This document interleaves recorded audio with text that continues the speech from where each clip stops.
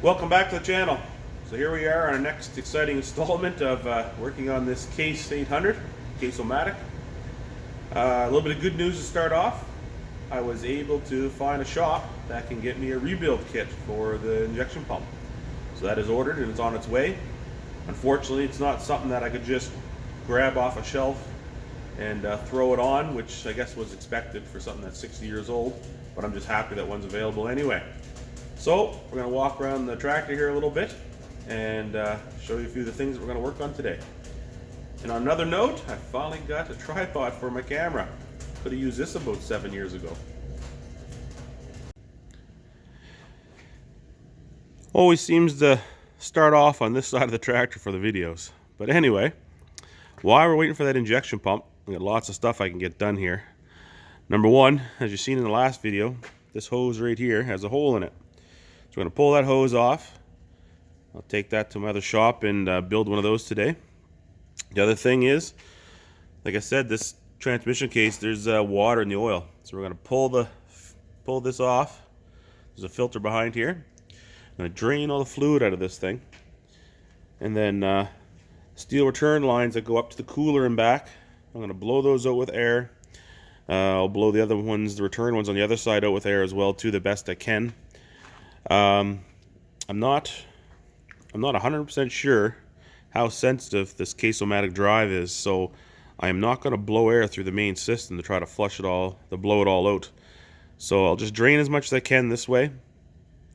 The Case-O-Matic side of the transmission and the transmission, I guess, were originally separate oil compartments, but I did find out from the previous owner here, or the previous owner's son anyway, that back in the day they had a problem with a seal that got damaged when they're putting the tractor back together, and the seal from the Case-O-Matic side was leaking fluid into the rear end and vice versa.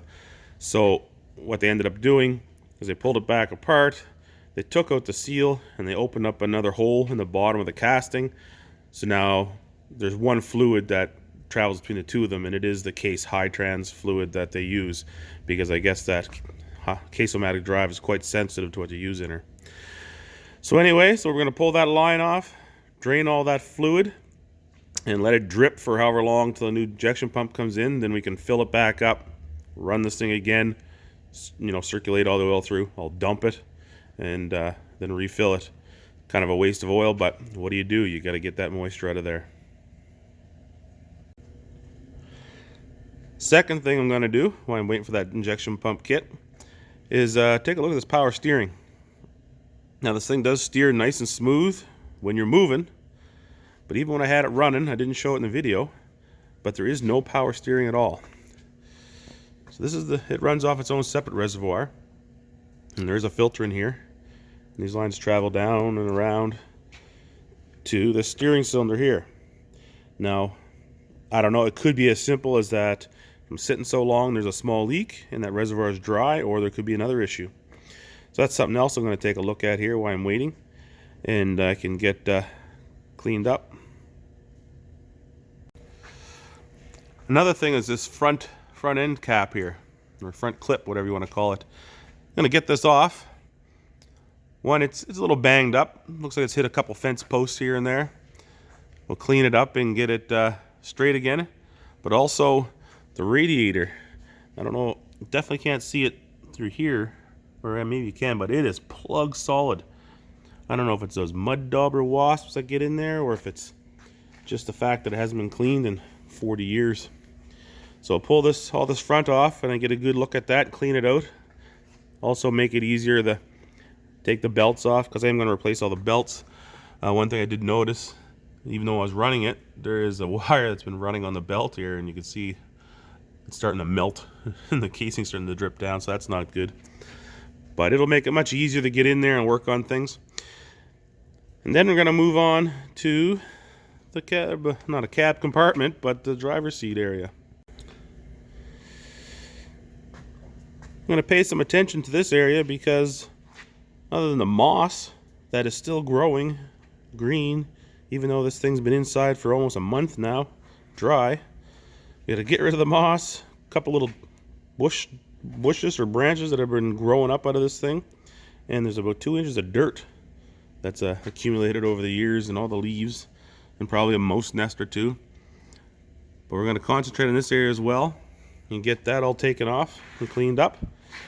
And then back here, this monstrosity is the subframe that the original farmhand was mounted to, if you remember seeing that in the first video. It's not something I'm going to need. It needs to come off.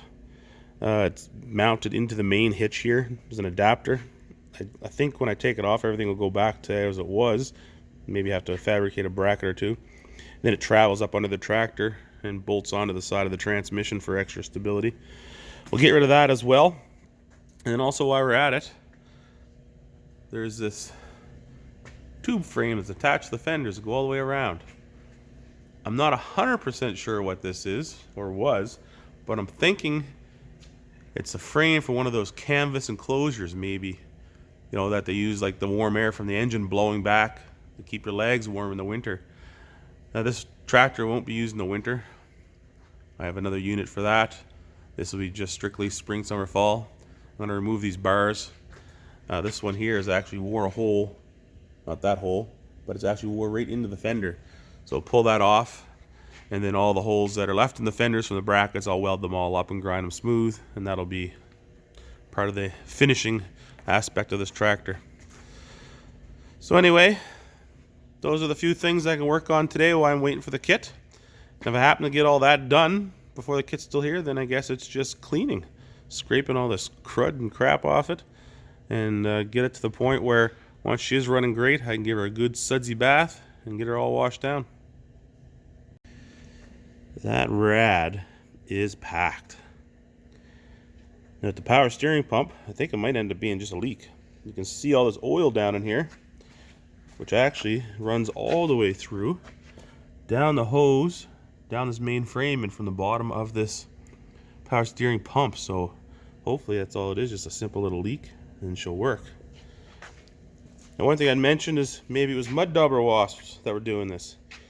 Well, not far from the truth. I'm glad nobody's home, but there is a huge wasp nest built up inside this tractor. That would have really sucked if I pulled this apart in the summertime and had them come out at me. Anyway, we'll continue on.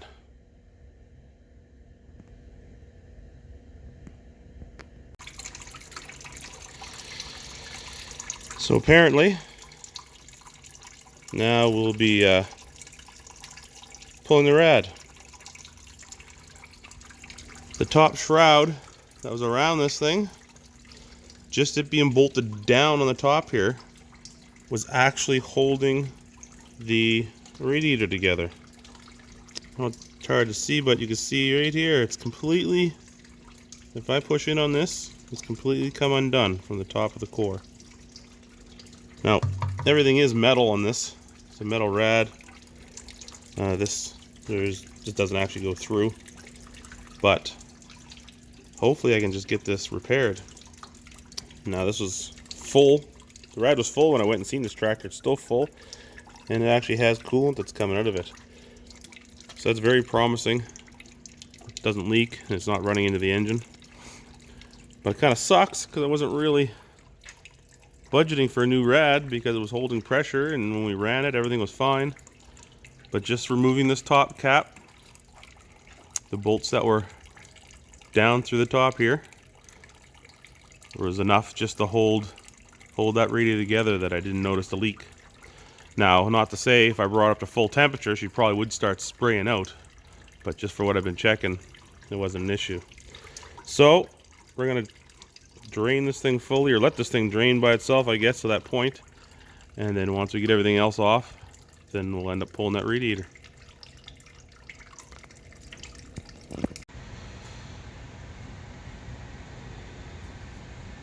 There is an excessive number of bolts and brackets holding this radiator in.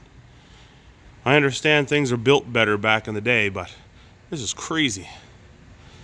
Anyway, I'm to the point now where all I got to do is pull my lower rad hose and drain the fluid basically from this point down. But not only has the seam come undone, this entire radiator has come apart. all solder joints have come undone. I don't understand. I've never seen an old rad come apart like this before. Hopefully I get a good clean on it. Pressure wash it up well, degrease it. Hopefully one of the local shops in town can solder this back together.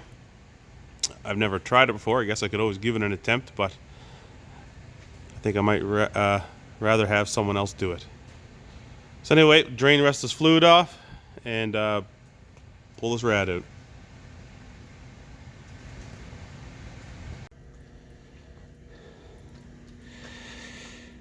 Now that can use a cleaning. Wow. What a mess.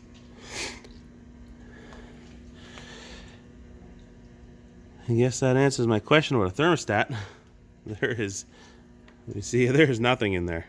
I don't know if there's supposed to be one or not. I would think there would be, but I will have to check my parts breakdown and see. But she is open right through, and I can see right down to where it goes into the block. So anyway, it's off. It's a mess. I think it's repairable because it is all metal. No like rot on it or corrosion or anything. It just, the seams have just come apart, I guess, for the age of it. This hose over here, that's my one that was leaking. I'm gonna replace that. While I got it off, I might as well do this one as well. It's a tight spot to get into, and it can only be, I think it can only be accessed with the radiator out. So for $10, I might as well replace it before I put this all back together. Definitely got to do a flush of this system.